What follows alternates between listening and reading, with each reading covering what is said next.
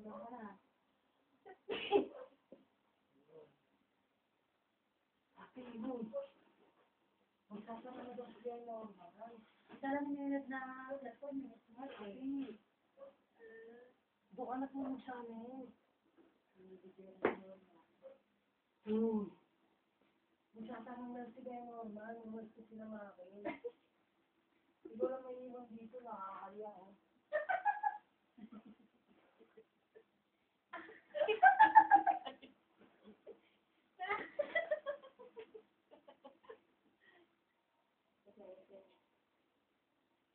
Lagi.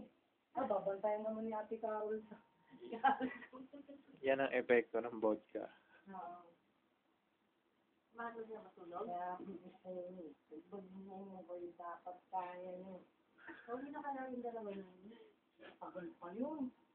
Sabi nga ni Colonel kanina, mga isang oras, ayaw ko matulog. Kaya nyo doon nalilis bago ako sa sisisi. Bulang yung dito. Hindi po ako dito. Bulis lang niya ako pag hinatuloy lang yung bulis.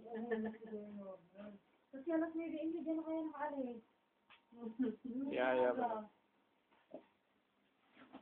Yan na yun. Yan. Lalaruan naman.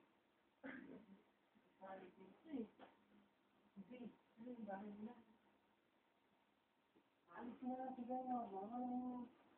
Isasara na itong shop. Ganyan na lang ang bahay ni Mara.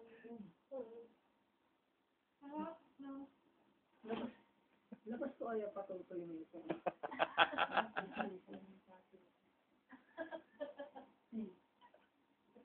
Parang tulog ka na sa amin.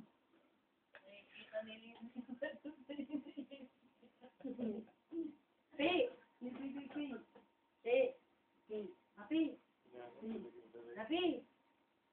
Isasara na itong shop. Aalis na sila ko ng mga gamit. Walang tayo. Mama. Hey! Tulog ka na sa amin. Kaya bukas mo yung bahay namin. Eh, oo. Hinihilo mo, inaalog mo yan. Nahilog mo. Sa gitna. Stop. Basta nga. Eh!